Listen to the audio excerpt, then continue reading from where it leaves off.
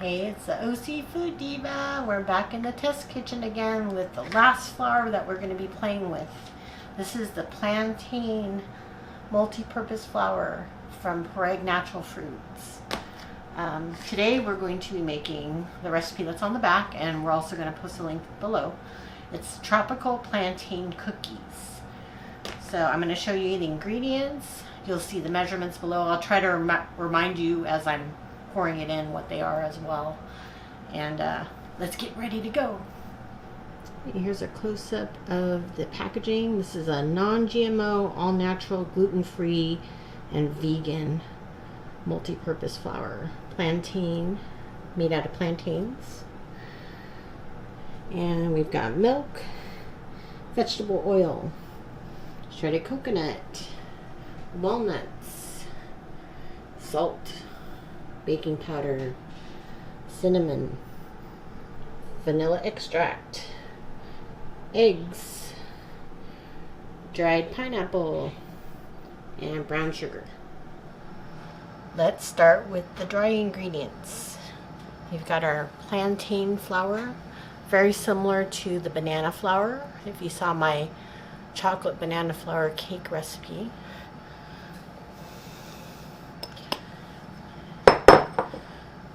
Brown sugar. So that was 1.5 cups plantain flour, 1.5 cups of brown sugar. We've got 1 tablespoon of baking powder, 1 teaspoon of cinnamon, and 1/2 teaspoon of salt. Okay, we're just gonna combine these together. Okay, it looks like it's combined. Kind of looks like a sandy color. Now it's time to combine the wet ingredients. We've got 3/4 cup vegetable oil,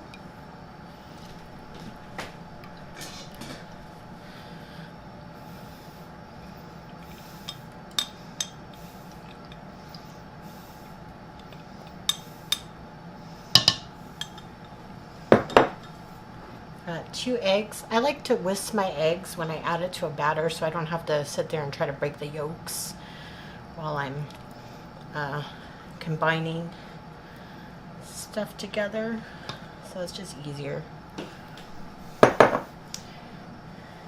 And then this is 1 or 2 tablespoons milk and 1 teaspoon of vanilla extract.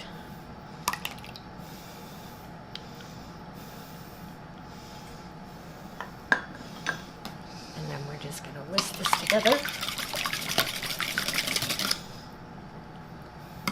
So it almost has like a custardy texture to it. Now it's time to add the wet to the dry.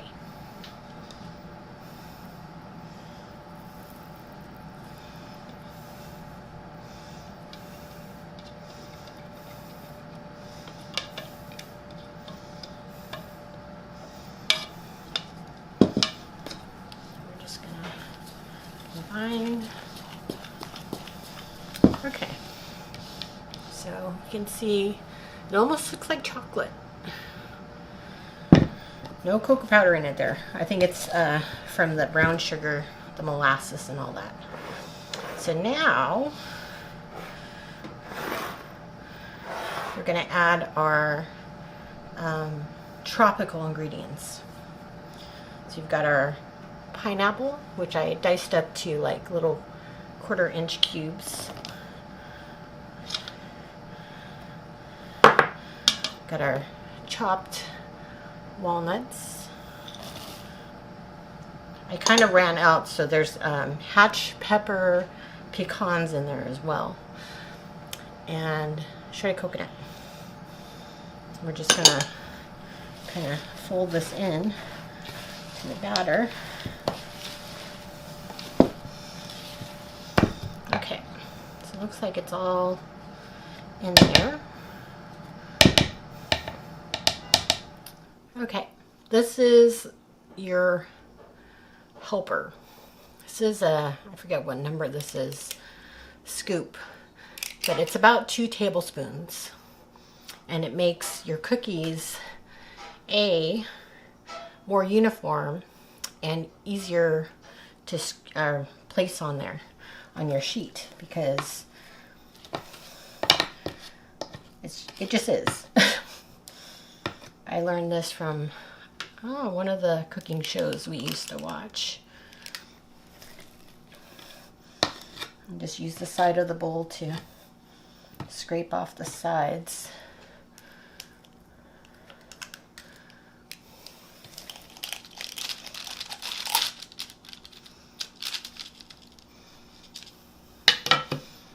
Okay, so we've got 9 plus 12, so that's 21 cookies. You can use a smaller scoop and get more. I think the recipe said it was 36, so if I use the smaller scooper I had, I'd probably get more cookies, but we'll see how these turn out. So I'm going to cook them or bake them for 12 minutes. Okay, before I show you these, I think the batter was a little too soft. I think maybe I should have scooped them and maybe put them in the freezer before I baked them, but here they are.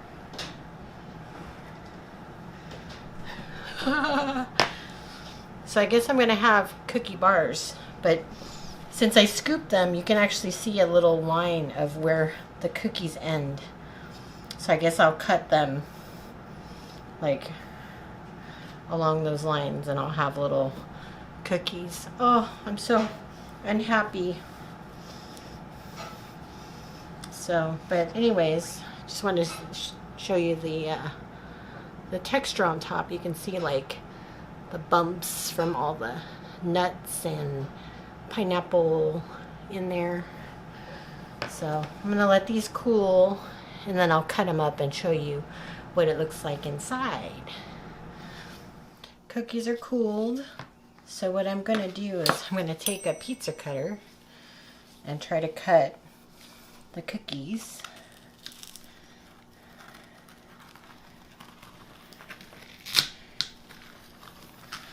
You can hear the outer edges are kind of crispy.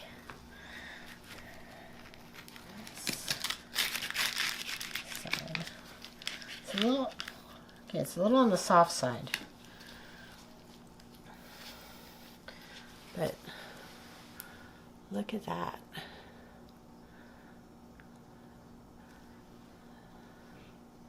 You can see all the nuts and pineapple and stuff in there.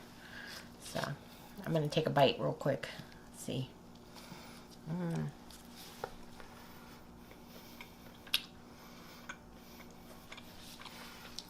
It's really good.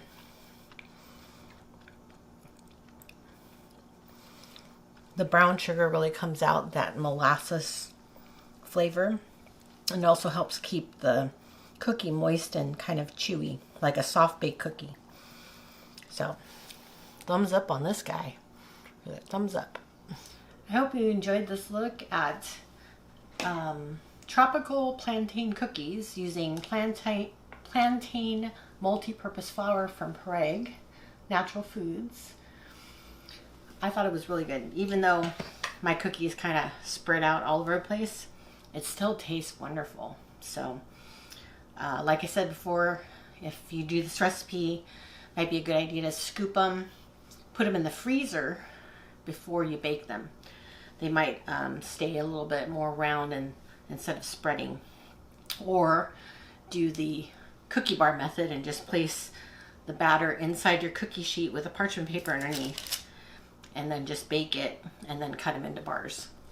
So, but either way, should be delicious. Don't forget to like this video and subscribe to my channel. We'll see you next time. Mahalo.